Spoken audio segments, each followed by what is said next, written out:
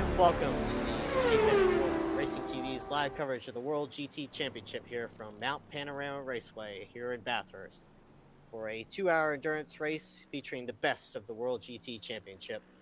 I'm Joe Stelling in at the commentary booth. Sam Fitzpatrick still getting set up right now, and Marco Barbonera on the cameras tonight. And Marco, while Sam's still getting set up here, Mount Panorama, a lot of elevation changes here, plus a tricky uphill section. What do you expect from these drivers today as far as this long race?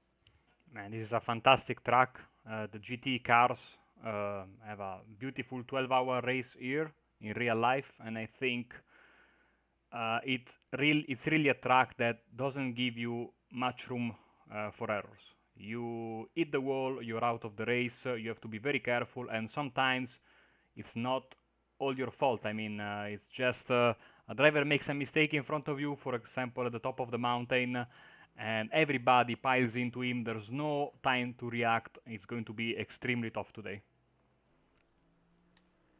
Very well said, Marco. And let's get a look at the track conditions here. 25 degrees centigrade ambient temperature, relatively about 35%. Mostly cloudy skies. We're in the morning setting for today's race, and the track temperature is 34 degrees centigrade. Just finishing up qualifying here. Nicole Foggy on the pole right now. I have Christian Rose in second as we take a look at Mark Woodhouse, who's currently in the 25th position. Coming around the final corner here to complete his lap. Michael Belka in third. Dave Baker in fourth. Steve Baxter rounding out the top five. You see Mark Woodhouse as he crosses the finish line, advances to the 21st position.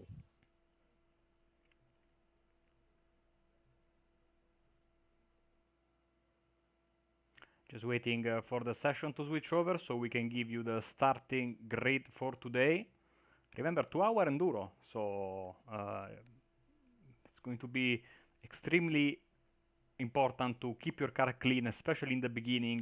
Like I said, you know how chaotic it can be in this track, especially with a big grid like this today. We have 35 cars signed up for today, so being cautious and hoping, of course, that the other guys are cautious as well. It's going to be absolutely important in this event. Just a few seconds left, and here comes the starting grid, Joseph.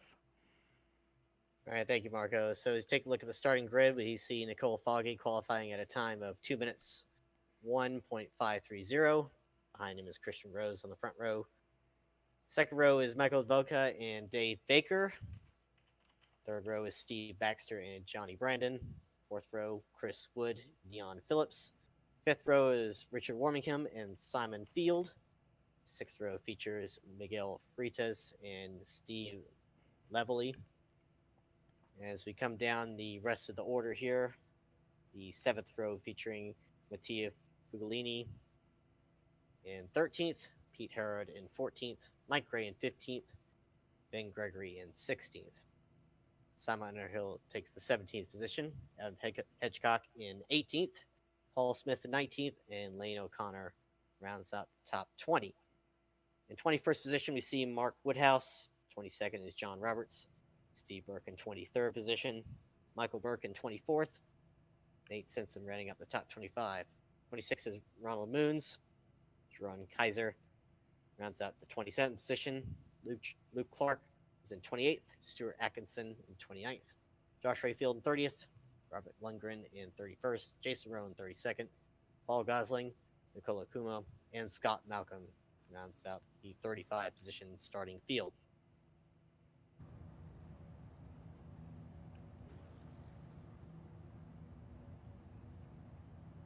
Getting ready behind the pace car. I think we are all set. The pace car should be rolling in just a few seconds. And here we go.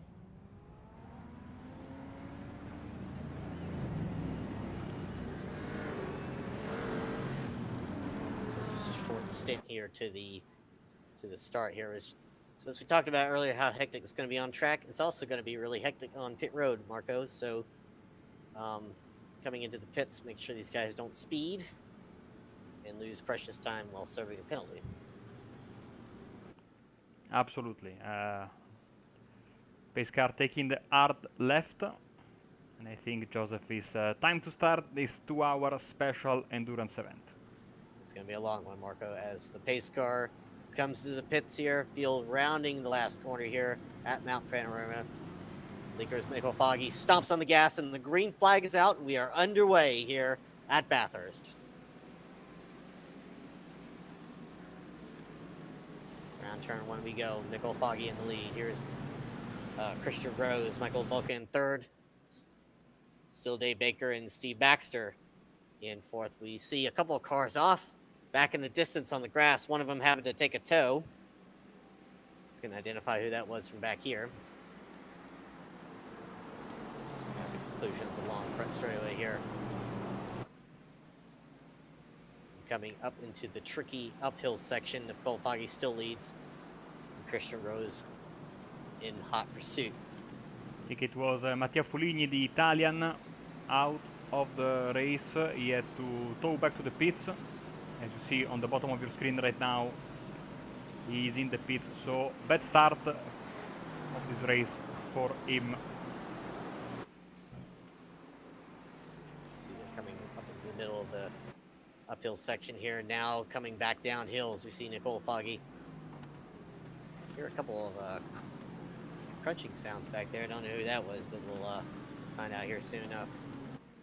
Now coming down the mountain here to Falcon Curve and the run up to the chase. Very, very long and very, very fast section this one, Marco. Now we're Absolutely. on board Nicole Foggy. Yeah. We see now if he takes this chase the first time in the race at full speed, or if he will have to lift a bit with cold tires, even though this car has used tire warmers, all the way to the left, full throttle. So already these guys are pushing extremely hard, and Foggy has got already a nice lead, almost 1 second over Christian Rose. Went up to the final corner here as he went down into the second, from 6th to 2nd there, about 70 miles per hour. Now in the first lap here, Nicole Foggy still in the lead. Christian Rose about 1 second behind. Michael Vulcan is in third. See the lap times come up on your screen here.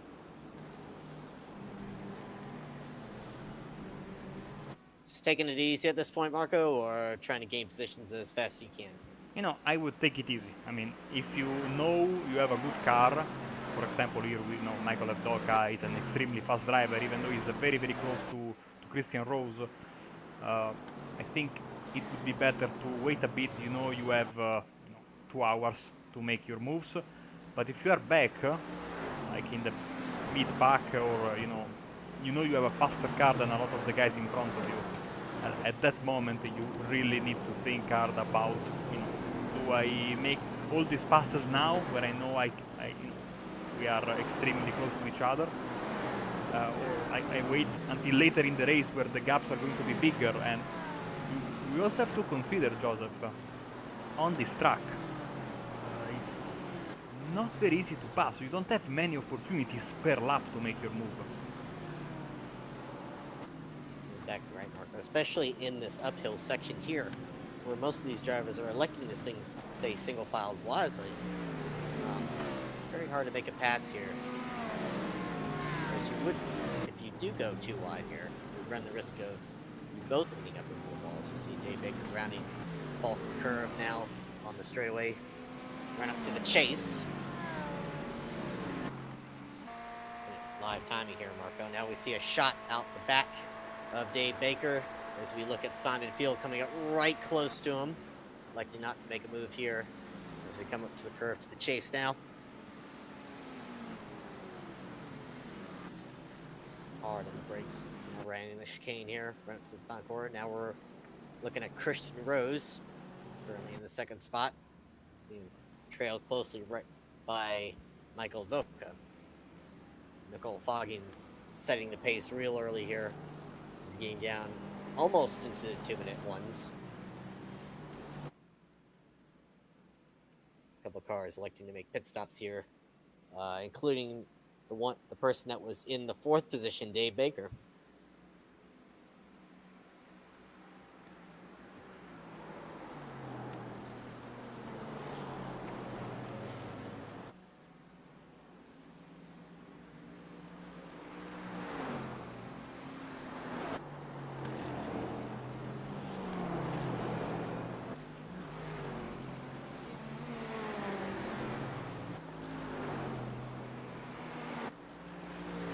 looking for the battle box. Here we go. So Rose, Evdoka and Baxter fighting it out for second place.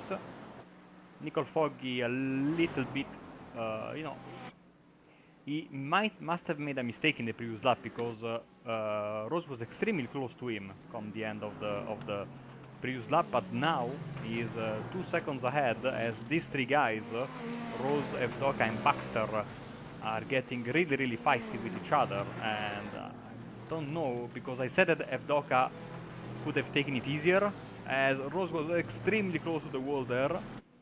I don't know if Evdoka wants to wait anymore, because you see he's flashing his lights. He wants to make a move on Rose, because otherwise Baxter could pass him, and of course you don't want to do that. Side by side, going into the chase. On the right side of the chase, still hasn't cleared him yet as they battle here going into the chicane here. Christian Rose electing to take most of that curve is going to cost him here as far as momentum is concerned, and is now threatening to go back into the 4th position.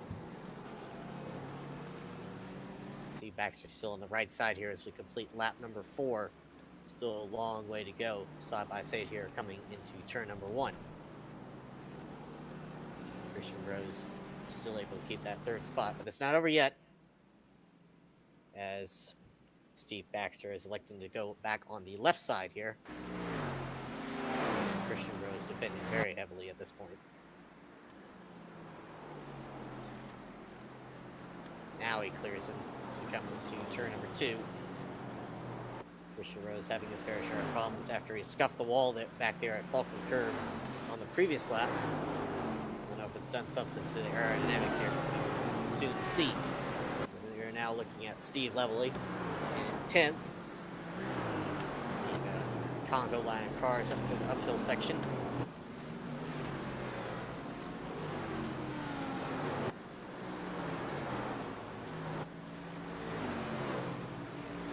XBR Sim Racing have a very good day here with Nicole Foggy in the lead.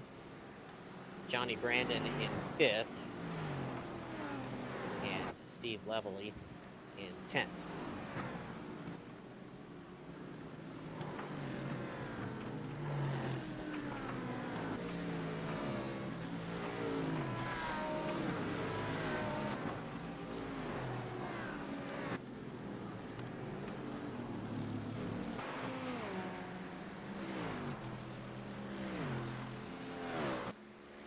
Christian Rose trying to gather himself back after that mistake in the previous lap. I have no idea if he has got damage or not. He did hit the wall, that's for sure. I don't know if that was just, you know, Joseph, a matter of losing his rhythm or maybe damage, but he seems to be able to hold the same pace as Baxter and to a lesser extent Evdoka, who is trying to pull away, but he has to look behind himself as well, because Johnny Brandon is coming. We get a replay here, coming into the Under Armour All sign. Now we're going to get Scenic.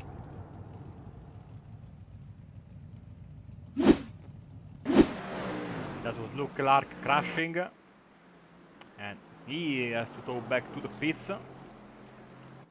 So, crash for the XVR driver, and is, I think, out of the race for the time being. Long repairs needed to get that car back into racing conditions. So currently, as a result of crashes in the beginning of this race and the one we have just seen, right now we're showing Luke Clark. He's getting repairs right now. Scott Malcolm, Team Mad 2. It's not completed a lap yet. He's effectively out of the race. Josh Rayfield and Mattia Ligny in 35th. And see our full map graphic of the track. See where everybody's position on the track so far. Yeah, track map that just popped in by yourself, but that was a good timing, I have to say. Where you can see all your favorite drivers. Of course, the number on the map equals to the position of the driver, so it's easier to spot where is each driver that you're looking for. And these three guys here, Evdoka, I thought and seemed like he was able to get a little bit of a gap over Baxter, but that's not the case now, because Baxter has been able to close that small gap, and now these three are back to, I think, the same gap between the three drivers. Positions have changed, of course, but it's still anybody's game, and very, very early days, because we are 1 hour and 50 minutes left.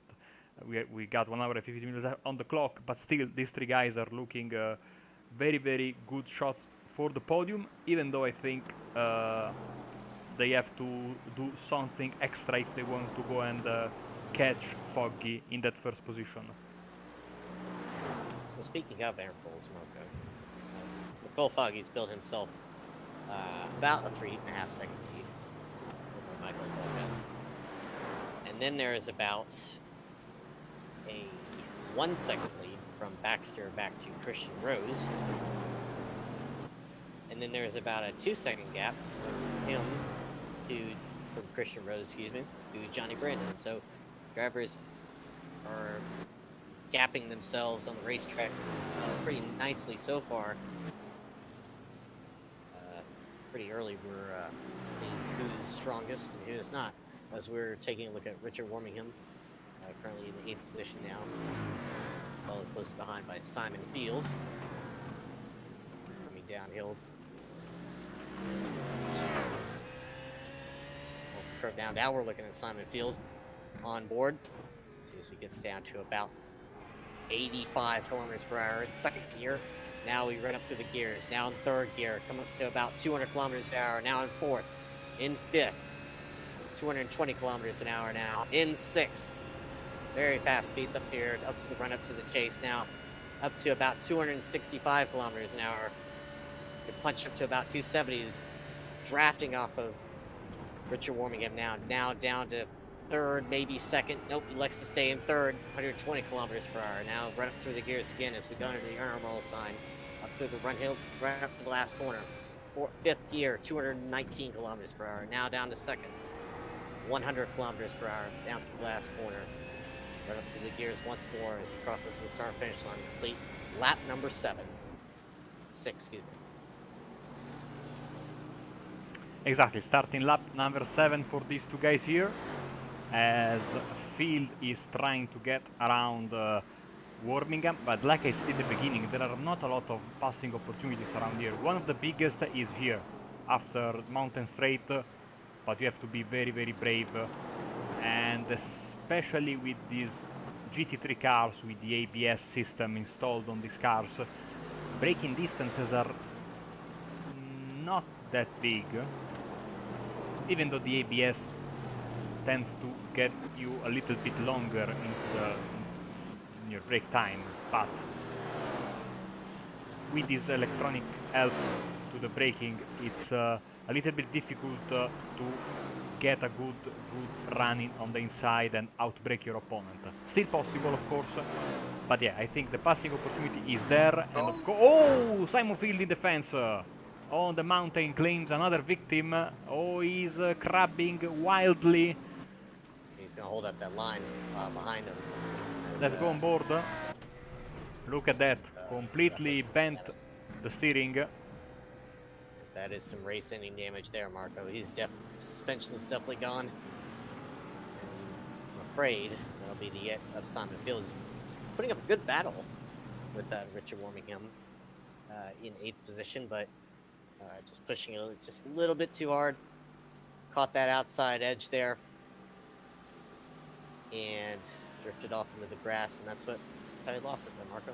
Yeah, good job by the drivers to avoid him. Oh, maybe I spoke too soon. That was extremely dangerous there with Paul Smith. Was able to avoid him. Let's go in front of these guys. We have a nice battle here for P10. With Miguel Freitas going a bit wide. Also Mark Woodhouse. Mark Woodhouse and Lane O'Connor are in the pits. The beauty of this track, I mean, we are sorry of course for Simon Field, never nice to smash into the fence, but the beauty of this track Look at this line of cars, by the way. The beauty of this track, when you are, even if you are, driving alone or in a battle for that matter, it only takes one mistake and you are out of the race. These walls are unforgiving and they are very, very close to the racing line. Oh, look at that. That Mike So Gray, that I was think. Mike Ray. He's disappeared just for a second there. Now there he is, drifting wide off turn number 2. Almost caught the wall there. It's the same fate as Simon Field. But going back to the layout of the racetrack, as a road racer, would you say that drafting plays a very important role here? Well, yes, especially I said that braking, it's very hard to make a difference under braking. So if you want to make a move, for example here on Condor Straight, you need to be very, very close to your opponent, use the draft to your advantage, and maybe try a slingshot move, I dare to say NASCAR style, before you get into the braking zone. Let's see if Doka, of course, is not risking the move just yet with only 60 minutes on the clock. But yeah, it's going to be a case of using the draft as much as you can in order to make that difficult move, especially if you have similar pace with your opponent. It's going to be very, very tough to make a pass with these cars. So as you see now that Steve Baxter has advanced to the 2nd position over Michael Boca. And now we take a look at Simon Underhill, currently in 11th, right behind Pete Herod.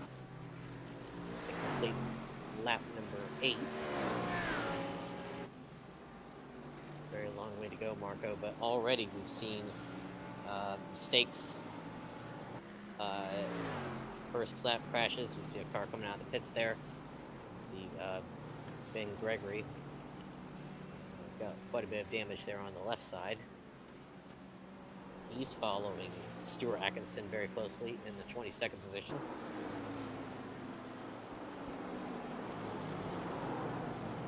So right now I'm looking at the timing screen, and a very, very bad day for the Italian drivers, as Gregory and Atkinson are going at it. Gregory on the outside, despite that big damage, is able to complete the pass, because right now basically there are 4 cars 1 lap down. One of them is Jason Rowe, but I think he's still running. Here he is. But then we have Luke Clark. I think he's out of the race, and the 2 Italian guys, Nicolo Como and Mattia Fuligni, they are out of the race. So very bad for Fuligni, because he lost a lot of positions in the beginning because of that crash, and I think he had the pace to have a good race. As once again Baxter and Evdoka are going at it, but Evdoka is still holding on, not doing that attack on his opponent.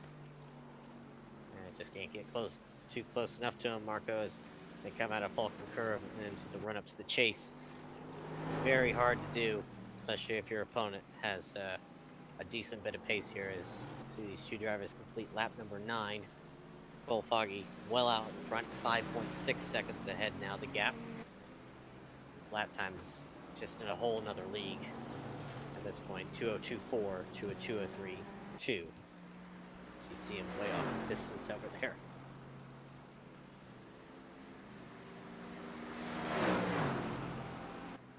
Speaking of Foggy, and of course not only him but also Brandon, other drivers that are involved in the Euro V8 series, the Euro V8 are going to have in October an endurance event here in Mount Panorama. So we are having here on Apex Racing TV our little version of the real life, with the 12 hours and the 1000 kilometers being held in different times. But so if you like this track, you don't want to miss this race, of course, and the one coming in October in Mount Panorama with the V8s. I mean, Joseph, you can basically ride around here with a bicycle, and it would be a fantastic race regardless. Well, I don't know about bicycles, Marco, but certainly these cars are a bit of a handful, and I would say the V8s even more so, as we've seen in years past. As we get a shot now out the back of Steve Baxter, looking at Michael Boca coming around Falcon Curve. What Michael Boca is trying to do is to get a better drive off than Steve Baxter, so he can get close enough for the draft to work. Just because if he doesn't, this is what happens. He's not close. I mean, he's not closing in on him fast enough. Oh, we have a problem. That is Steve Burke and Paul Smith, it looks like. Yes. Coming together as we see what happened earlier. The replay here. Here's Steve Burke. Paul Smith's right in front of him. I think I know what happened. Nope, not yet. Here we go. Right now, Paul Smith makes a loose. mistake. Yeah, well, like I said in the beginning, one driver in front of you makes a mistake and you have 0 time to react. Imagine Paul Smith has some sort of suspension damage. We see Dion Phillips, who was running an 8th, coming down pit road. He's got some damage on the right side. So a lot of people getting damage here early in this race, just after 20 minutes. Long way to go, but already we're seeing some notable retirements. Paul Smith trying to make his way back to the pits, and I think, was he able to get back to the pits? Yes, I think so. So good for him. Going to take a little bit of time in the pits, I think. That was a big damage as Evdoka once again extremely close to Baxter, but not able to get that move done. You know, Joseph, maybe at this point Evdoka, if he's not able to make the move on the track, he can of course use the pit strategy in his favor, as not a good exit from the forest elbow there by Baxter, or he can try and put as much pressure as he can on his opponent, trying to force a mistake, but he has to be closer in the mountain section. Yeah, very not too costly mistake right now from Steve Baxter as he got loose off the Vulcan curve. Now we're on board with Michael Udoka. Got onboard speed here now, so it gets down to about 3rd gear, around 20 kilometers per hour, but just not close enough to make that move yet, Marco. But you're right. Filling his mirrors, just intimidating Steve Baxter into making a mistake, almost NASCAR style, maybe. But I don't know how well it'll work around here. But oh, as we got a Ferrari upside down on top of the mountain on Brock Skyline, it's Stuart Atkinson, and he had to tow back to the pits. Some heavy damage for Stuart Atkinson. Hopefully we'll be able to get back out on the track. Now back with the battle for 2nd. Michael Volka very close now with Steve Baxter. Some Christian Rose there, back there, not too far behind.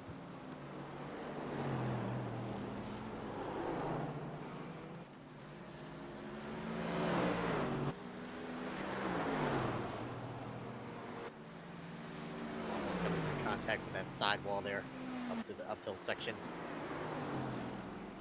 Ooh, look at that Doka. You could just see how hard he's pushing. Just to get close enough to... Inches away from the right side wall. Well, in the meantime, Christian Rose is not able to keep up the pace with these two guys. He dropped back quite a bit, I think a couple of seconds back from Michael Evdoka right now. So, well, let's have the live gaps while we are at it.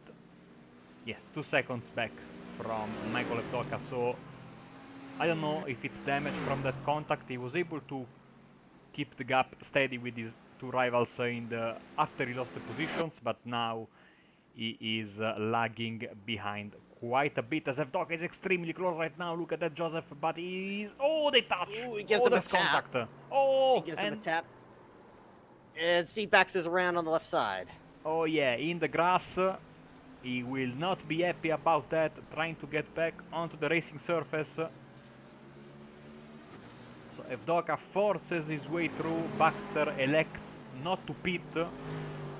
We have a replay right now. See, you have to run up to the chase here. We're very close as we I had hoped he would before, but now he is pressing the issue and almost saves it. But able to save it there as he goes off to the grass. We said intimidate, but we didn't say run right to the back of him. I don't think he would anticipate.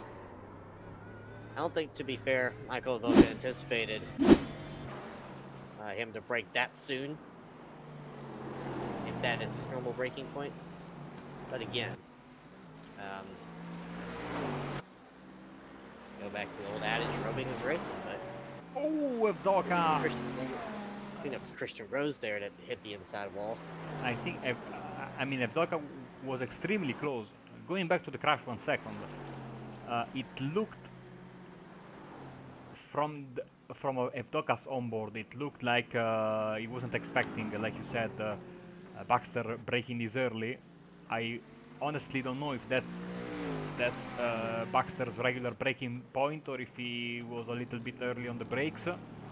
It caught me by surprise there, and so this was a unfortunate incident because these two guys were having a great scrap, not necessarily in terms of, you know, rubbing fenders and banging doors, but it was very, very nice to see them, you know, trade fast laps and go centimeters away from the walls up the mountain. So Evdoka now in P2, Rose is in P3, and Baxter, here he is, fending off Chris Wood right now and trying to catch. We haven't talked about him a lot today, but a solid P4 for Johnny Brandon, the XVR driver, also V8 supercar driver on Saturdays, and a very good one at that, with Ford.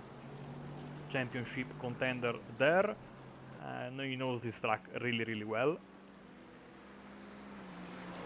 Sitting in P4, like I said, a little bit in the middle of nowhere right now because he's 2 seconds in front, 3 seconds and a half in front of Baxter and 2.5 seconds back from Christian Rose. So not necessarily a bad position to be in. He can, you know, have his race and stay calm there and you know, not having to worry about his opponents, as we have got a battle for P19 right now. It's Dion Phillips and Ben Gregory going at it. Of course, you see Gregory with that damage, but not slowing his pace apparently. And still chipping along is Ben Gregory. He's not succumb to the other too much to the other mistakes posed by some other drivers early on in this race, but also more importantly, I don't think he's wanting to go a lap down here this early. But going back to the Michael Voca deal back in the previous lap, I think I just heard some crunching sounds there. Yeah. It's the inside wall there. But going back to Michael Voca, he's currently 10 seconds back. I think it's a matter of, do you think it was holding him up? Because we know how good Nicole Falk is. We know how good Michael Voca is. Two very evenly matched drivers. But gap is steadily increasing at this point. But do you feel, Marco, that he was holding him up? Maybe. Evdoka is extremely fast, like you said. I want to see now his lap times because you know, 10 seconds, even though this is a long race, we still have 1 hour and a half left, but 10 seconds is a significant gap to try and reduce lap by lap on this track especially. You know, if you want to push, you have to be very, very careful, you know, even if that sounds stupid, but if you push a bit too much, like we saw earlier, you get into the fence. And now Christian Rose is not letting up right behind Evdoka, and so I'm really eager to see how this will evolve, how this situation will evolve, because Evdoka now has once again a car behind him to worry about, like he had before, but now he doesn't have anyone in front of him. He needs to use that clean track and try to leave Rose behind. Push very, very hard if he wants to catch back to Foggy. Time is there. Oh, that was, I think, a little bit of a connection issue because I saw Rose's Ferrari 3 feet in the air. I don't know if you saw the same thing there. A little bit. You know, you don't want to go over that wall if possible because otherwise it's a steep descent from there to the bottom of the hill. But something must have happened because now Evdoka has got 0.7 of a second, so he was able, maybe a little bit of a mistake there from Rose, and the netcode exaggerated things. So maybe the break that Evdoka needed in order to get away from Rose and maybe closer to Nicole Foggy. The lap times 2:02.6 for Foggy in this lap as we start lap 16. Here comes Evdoka on the start-finish straight, 2:02.9, same time for Rose, who caught back to him all of a sudden. So, tough task for Evdoka if he wants to get Rose away from his tail and having, you know, a relatively calm situation with clean track in front and behind him. And we're just past the half-hour mark here as we take a look at John Roberts, currently in 19th. A little bit of scrape damage on the right-hand side. Trying to make a move on the 12 car of... Didn't have a lot of time left though. Now he's up to 18. 12 car of Dion Phillips, who pitted earlier. Ronald Moon's in the pits. Currently running 19th.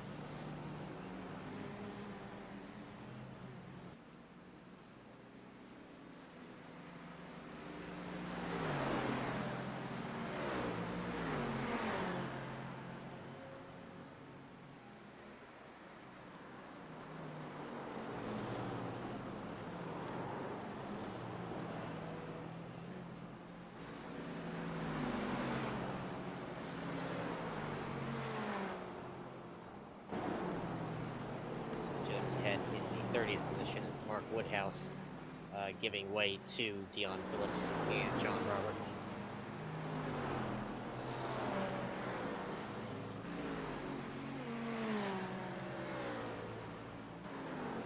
Let's see if there are other battles on track. Jerome Kaiser getting very close to Nate Simpson right in front of him, but also has got Dave Baker right behind him. One of those situations, once again, where a mistake from one driver could have serious consequences for you know, people following him, as Baker is getting very, very close right now to Kaiser right in front of him. See, Kaiser took a very wide line in the Falcon curve there. Maybe allows Dave Baker an opportunity to get back up close to him and maybe make a pass up here in the chase as he takes a look. Opts out of it wisely. All of a sudden, Nate Simpson is back in this as well. Was able to pull a little gap over Baker, but now, over Kaiser, but now they are all line astern. These three guys, not a good exit there from Simpson. I think Kaiser will have the move done, Joseph. And Kaiser successfully finishes the pass off here, gets into the 14th position over Nate Simpson, but now with this long front straightaway here, going to be under attack once again.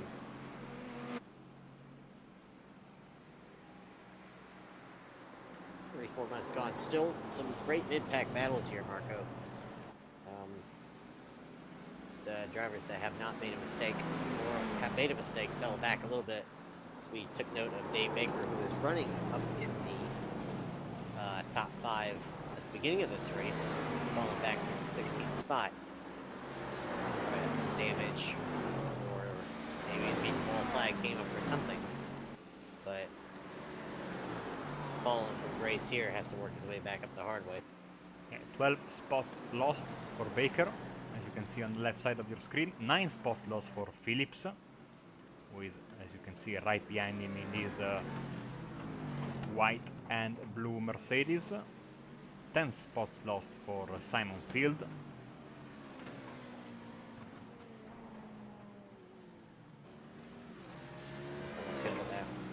Hard crash up in the in the downhill section earlier.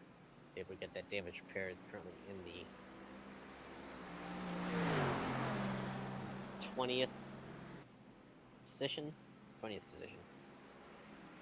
As we take a look right now, once again back to Evdoka and Rose, the variety in manufacturers in this series. We got Mercedes, Ferrari, BMW, Audi in the top 20. What are we missing? We are missing the Ford, which is not taking part in the championship. And another car, which is really escaping me right now.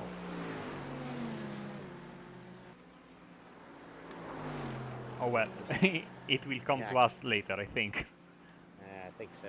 The entry list of allowable cars later on. But now we're looking at Michael Voka going through the downhill section. Still in second spot. Gap's about 11.8 seconds to Cole Foggy. Christian Rose hanging tough with him. Let's give a little bit of camera time to our race leader, Nicole Foggy. He has checked out basically since the first corner, able to get a clean start, and he's having a fantastic race so far. The best kind of race you can have when you're doing an endurance race, Joseph, checking out at the beginning and having clean track behind you, not having to worry about people and just focusing on, you know, getting your marks in the corners. Think about your strategy. You get the pit stops when you need to do the pit stops, and hopefully mistake-free race. He knows if he does that, he's going to be a race win as Johnny Brandon is in the pits. So Johnny Brandon pitting from the 4th place here, his scheduled pit stop here on lap number 19. It's our racing team, along with Nicole Foggy and Steve Lovely, currently running 1st and 8th respectively. See Simon Underhill coming into the pits as well. From Nomad Sim Racing. Dave Baker, set before, is running in the top 5, now up to 13th. We see Kaiser in the pits. Kaiser coming into the pits, yep.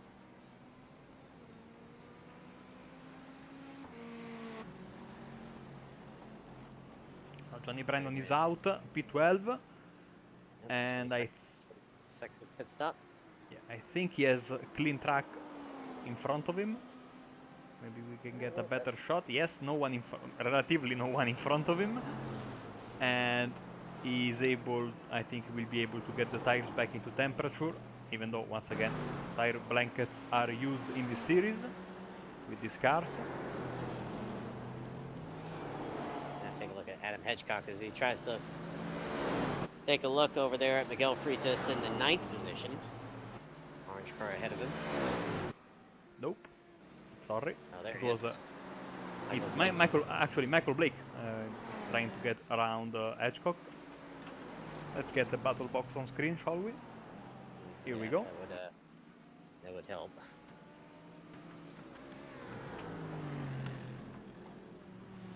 My position's wrong there. Now we see we're with Michael Blake. I was confused by the positions on the cars there, not the actual positions they were on the track. Don't worry, Joseph, because and we have been getting lots of emails in these first 40 minutes of the race. A lot of the fans, where is Sam Fitzpatrick? Where is Sam Fitzpatrick? Here is Sam Fitzpatrick joining us in the booth. Hello, Sam. Hello, good job guys for covering this. Apologies, I was eating fish and I was downloading Discord as well. I don't think I had it downloaded or something, even though I've been running it for a while. But it's all okay now, and I'm ready for the last 1 hour 20 of this race. I managed to catch a little bit of it, Yeah, the leading guys, they've been going pretty well because there was that bit of incident with Abdoka, wasn't there? But yeah, it's been a pretty good race so far. So I'm strapped in for the remaining hour and a bit. Fantastic. So, in the good hands of Sam Fitzpatrick and Joseph Stelling, I will go back behind the cameras and leave you in the good hands of my two colleagues for the rest of the race. Enjoy it. Yeah, thanks, Marco. Adam Hedgecock under big pressure from Michael Blake currently. I don't know how long this battle has been going on for because Hedgecock started on the front row. I'm just looking. Joe, what happened to him earlier on? A couple of early crashes, plus some big position changes. Nicole Foggy checking out. Michael Boca and Steve Baxter getting into it. Some great mid-pack battles. A lot of cars coming into the pits early on. A lot of unscheduled pit stops. A lot of cars getting into trouble in the uphill section. So positions have really shuffled around here in the first 40 minutes of this race, but has allowed some drivers to profit more than others. Michael Blake coming up 13 positions. Nate Simpson up 10. Paul Gosling up from 33rd to 18th. So just some notables there. Some drivers that have not profited are Dave Baker, who's running up in 4th. Tia Fellini, who's running 13th, now back in last place. So not too good for those guys. We get a shot now from Adam Hedgecock out the back of his car, looking at Michael Blake. Yeah, not quite close enough, seemingly. Blake, of course, wants to make up one more position. Has had a very good run, as you were saying earlier, Joseph. And, of course, they don't want to cost each other too much time because, yeah, Miguel Freitas is just up the road. Long old race, this. It's difficult to keep your attention up for this because a lot of these guys would have done the Bathurst 12 hours earlier on in the year. And this, of course, you've got to keep a pretty high intensity as well. Maybe that just about takes the biscuit, but I think this is no easy challenge as Johan Kaiser actually closing in on Robert Lundgren currently. So And there you go with food again. First you say you abandon us for fish, and now you're saying biscuits. I like food. Yeah. I will actually. Oh, I want some biscuits now. Actually, up to the end of this. So, previously on Apex Racing TV, we have decided that the best biscuit is a Scottish shortbread. So I don't know how you feel about that, Joseph, but that was our decision. It was pretty much a consensus. So yeah, there you go. I will be tucking into that later on. Almost side by side here between Lundgren and Kaiser, and it's that Lundgren, yeah, just having to hold off Kaiser. Oh, a little bit of contact between the two of them. Kind of forcing the issue around. Now he's not going to let him pass, as I imagine that Robert Lundgren is not very pleased with that maneuver. Side by side here coming into turn number 2. Whoa, that could have been a whole lot worse, and he's not happy whatsoever, is Robert Lundgren, but he loses out. That could have been a wall incident, and there is a wall incident just ahead, and Lundgren almost got involved in that. That's Chris Wood, I believe is it? that's Paul Smith. Oh, again. Smith. Thanks, Marco. Replay here. So see Paul Smith coming out of turn number 2 here. Now on board. Coming up to the start of the uphill section here. Just loses it. It's a hard hit there. I see plummets right to the tire power side. Up into turn number 3. Well, that could be Paul Smith's day over, I think, because he's already used his fast repair, I think. So that might just be it for Paul, unfortunately. He can't make too many mistakes. And yeah, in just 45 minutes of racing, so he's made 2 big impacts into the wall. We talked earlier about, when you weren't here, about trying to take it easy. These drivers are definitely not taking it easy at this point. Trying to make passes up into the uphill section. Down in the chase, we saw Michael Boca get in the back of Steve Baxter. So, yeah, you see cars coming around the track here. You'll notice front end damage, tires crabbing out, Rear bumper smashed in. I mean, these guys are going after it, left, right, and center. Yeah, absolutely. And of course, like you say, you do want to leave a little bit of leeway. And with the big straights around here, a bit of area damage, and that's not going to help your lap times whatsoever. So yeah, you got to be very reserved, I'd say. But yeah, these drivers not seemingly having too much of it. Nicole Foggy into the pit lane then. And is Michael Docker in the pits as well? Yes, he is. Odd pit entry here. But yeah, they are now into the pits, and this gives a chance now to Christian Rose to maybe get the overcut on the driver who was previously running in second place. So Nicole Foggy coming in from a big lead over Michael Velka, about 12 or 13 seconds. Christian Rose electing not to pit, so he assumes the lead here on lap number 23, 45 minutes in.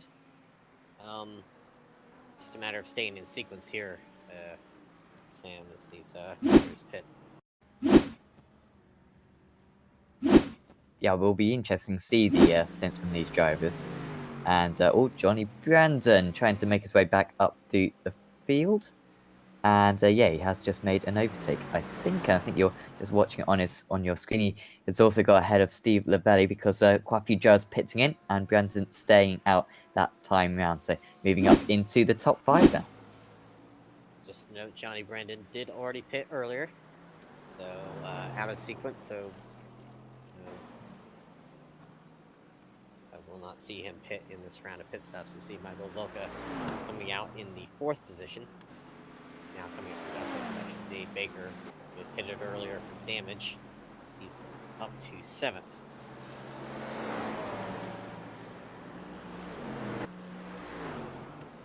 Yeah, recovering pretty well is Dave Baker after that earlier incident.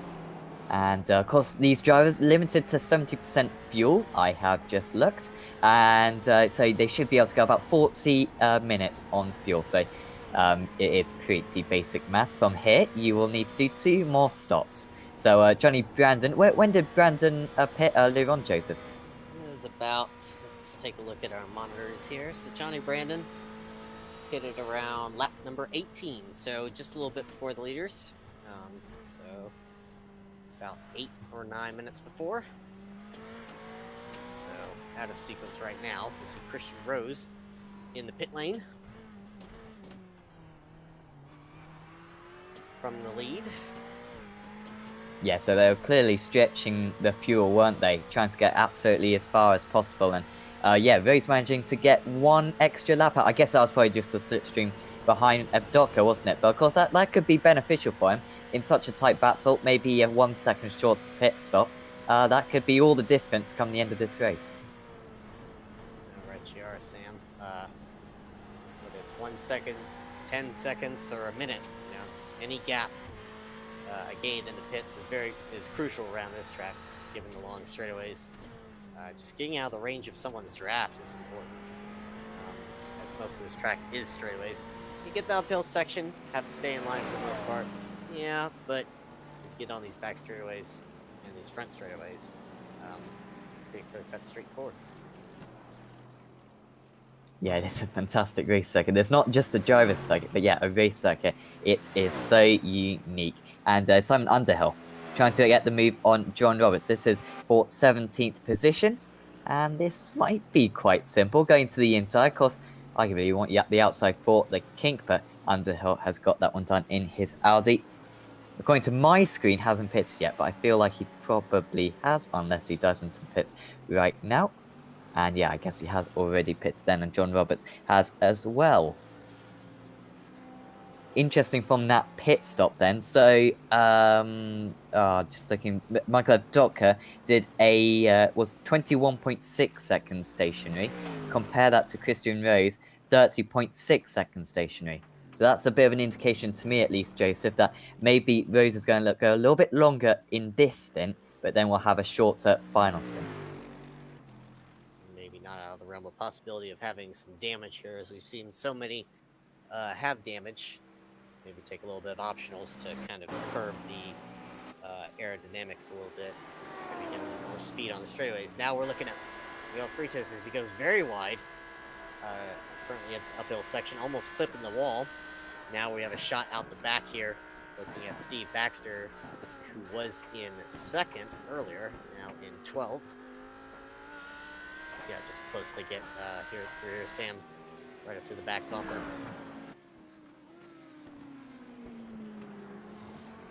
Now around Baxter Falcon Curve. should be pulling away, really, shouldn't he? Oh, sorry, warming him. Yeah, sorry. Yeah, great. Yeah, so Baxter should be able to make this one quite simply.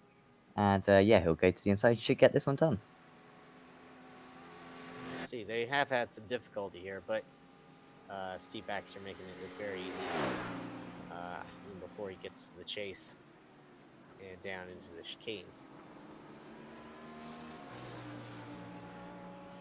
I guess a factor in this race is going to be when they take their tyres. I imagine, is it going to be, they're going to take tyres in this? I don't know. Do you know, Joseph, whether or not these drivers are taking tyres at either of their pit stops in this race?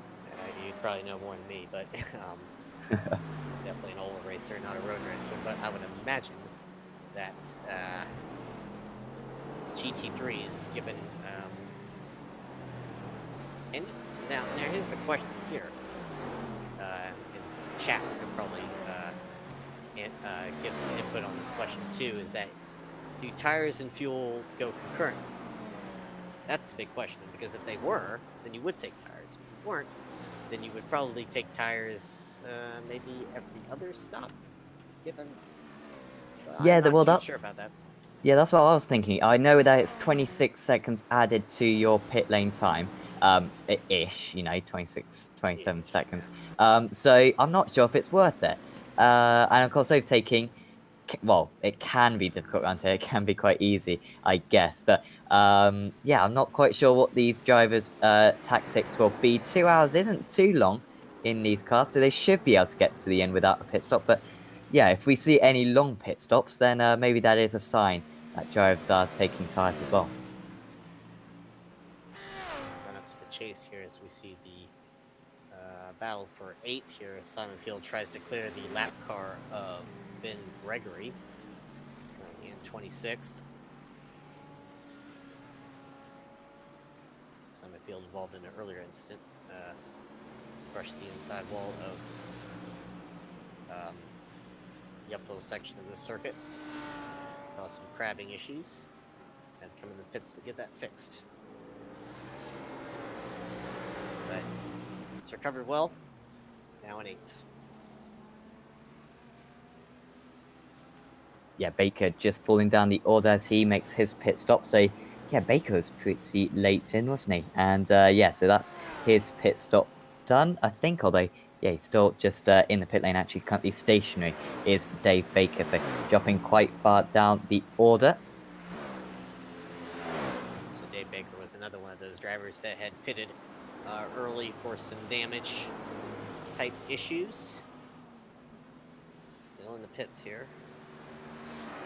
Pit stop time was a 29.85, so I'd say the fuel only at this point, but comes back out in the 13th spot.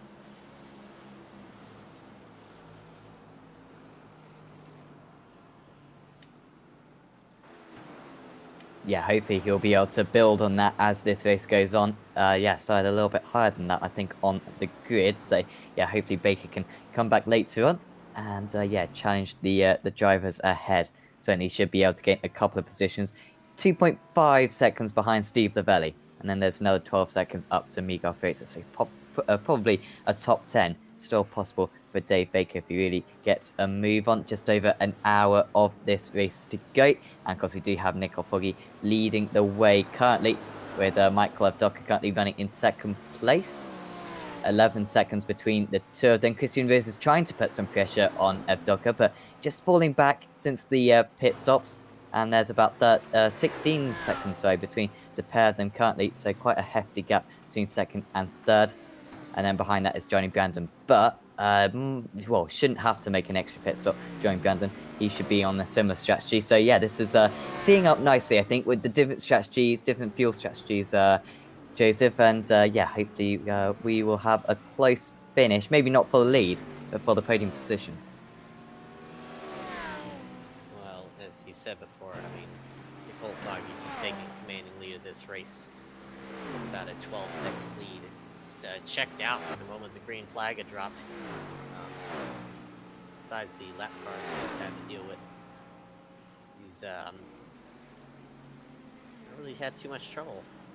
Michael Volka, on the other hand, has had his fair share of trouble, whether it was being held up or not. Got to the back of Steve Baker. So different stories for many of these drivers around the track here. Many of them come in for an interview. Be interested to see what they have to say about their own challenges to the first hour of this race. Now we are on board with Simon Underhill off at turn number 1 here, and up through the gears. Right in front of him is Jerome Kaiser.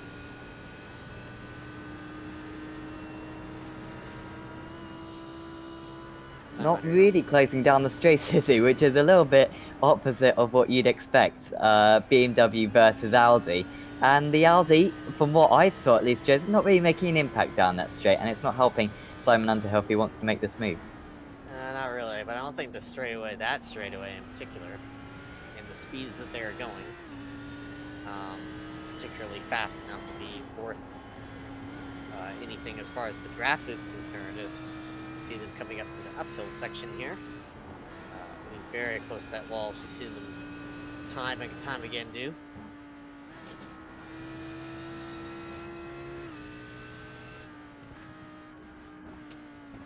Gotta be very careful around this downhill section here as the wall comes up to you in a hurry.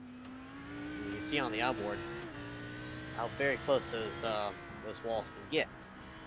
If your braking and your acceleration are not on point, you can either end up into one of those walls or clipping the grass, which is just evenly as worse, as we saw earlier what happened to Simon Field. Yeah, Underhill dealt with that pretty well. I feel like a tactic they had to use with those walls is almost try to turn into them and just hope the car kind of understeers. I think that's kind of the way to get the most speed through there. And you got to have a lot of confidence, and you got to have a lot of practice as well, whoever you are around a circuit like this, to just make sure where the limits are. Underhill, yeah, pretty close to Kaiser, and actually it's really close to Hedgecock. I don't know if that was a bad lap from Hedgecock or something. But yeah, he lost. Oh, wow, he lost actually nearly 2 seconds. So awful lap time there for Adam Hedgecock. And he's really falling into these drivers. He had a poor sector 4 from what I can see, and a poor sector 5 as well. So struggling is Hedgecock, and he's going to be under pressure from the BMW behind. Certainly into turn 2, that's not going to be an issue. O'Connor is only just ahead of these guys as well. So this is going to be a very nice little 4-way battle very soon, with also John Roberts maybe being able to get involved later on, 7 seconds behind. And Adam Hedgecock surviving one more time here through the uphill section. Like Sam said, of course, under attack very intensely here from Jerome Kaiser and Simon Underhill. So as a road racer there, Sam, how do you keep your cool on this racetrack when there are drivers intimidating you from behind like this? Yeah, well, it's super difficult, of course. And yeah, I guess you just gotta try and focus on your lines. Don't pay too much attention to the drivers behind, because, yeah, your best chance of keeping them behind, especially around a circuit like this where you don't have to defend. But pretty much half the circuit, there's only a couple of overtaking spots, of course, unless Simon Underhill had a different impression there. And he may actually go through around a part of the circuit where you wouldn't expect. Just going off the line there was John Roberts, almost into the wall, and he's got a very, very poor exit. However, I think it might be Kaiser with the better straight line speed, and he's going to try to come back against the Audi driver. They're side by side here at Bathurst. Underhill getting a small slipstream from the BMW head. Could that be crucial as Kaiser moves just behind? And Underhill should just about get that one done, although Kaiser is not over and done with yet. He might be able to have a chance going into the final corner. You might look to the inside here, but Underhill just takes a slightly earlier apex, and he's established now that 14th position. A very good move done by Simon Underhill, as using the straight line speed and the draft on the run up to the chase to make that move down before the chicane, where it can get very hairy in in the passing department. Now we're looking at Pete Harrod. Who that was behind him, probably Simon Field, getting into the wall once more. Now we take a look at Christian Rose. He's had his fair share of trouble. Thank you, Marco. Hit the wall. Yeah, big issues for Christian Rose. The driver who was running in 3rd position had a good chance at 2nd position as well. I think that's just Johnny Brandon behind him. Oh, and Rose has just got on the grass, and that's such a frustrating one where you're just a little bit, maybe that's a lapse of concentration, carrying a little bit too much speed in and getting onto that grass, like you said earlier on, Joseph. And that was the result. He's into the wall, and he's going to have to use that fast repair, I think, to fix the car at his next pit stop. He's not coming into the pits this time, so it must not be a huge issue, but one that we'll certainly have to keep an eye on. If you're just joining us, welcome to Apex Racing TV's live coverage of the World GT Championship at Mount Panorama. I'm Joe Stelling. With me in the commentary booth is Sam Fitzpatrick and Marco Barbonera on cameras, as you see Simon Field in the pits, just past the hour mark. Yes, halfway through, we've seen plenty of action so far. Hopefully, we'll see that action continue. Dave Baker, like I said earlier on, has a chance at a top 10. Oh, and could there be contact here? Underhill has made contact, and into the wall goes Adam Hedgecock. He didn't have fantastic pace. He was falling back to Simon Underhill, and is that a blown engine as well? Yes, it is in that BMW. He's going to have to get a tow back to the pits. Hopefully, he hasn't used his fast repair yet. Going to try to get to the pits, though, by his own steam. As the smoke pours from the back of that BMW, and we'll get a replay of it now. So, coming up to the chase here. We got Adam Hedgecock getting drafted closely behind by Simon Underhill. It just gets right to the back, and I guess, again, similar situation as we saw before between Steve Baxter and Michael Ivoca, except a little bit more pronounced. And again, don't know if he was holding him up or what, or don't know if it was a misinterpretation words of the braking zone, but Adam Hedgecock has paid the price, and that blown engine is certainly out of the race for the win. Hopefully he'll get back out there, at least get a few points. Yeah, well, we've seen a few drivers, have issues so far today. And, yeah, Hedgecock, of course, going back to the pits after that big incident. It's such a common mistake at Bathurst, racing down into that corner, because once the driver ahead brakes, there's not a whole lot you can do, because you're flat on the brake pedal and at such high speeds, you just cannot get it stopped. And it's such a narrow circuit down at that section. And yeah, that was how the contact was made. Also kind of defending the inside. They weren't quite sure where each other was going to go. And that has really cost Adam Hedgecock quite a lot there. Then we've got, it's like Johnny Brandon and Chris Wood quite near to each other. Not quite sure. That might just be my time and screen acting up a little bit. I think they might be quite close currently. We saw through the pits there. Green car, so we saw rolling past there. Still on Adam Hedgecock. Use his fast repair. I'd like to change tires.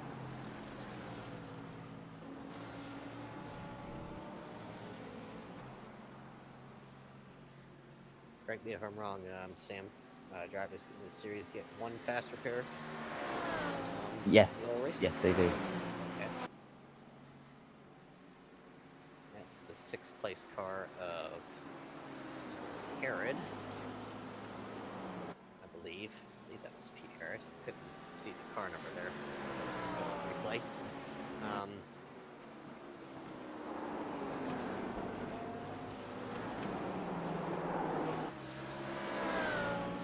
Yes, Hedgecock, all the work to do now.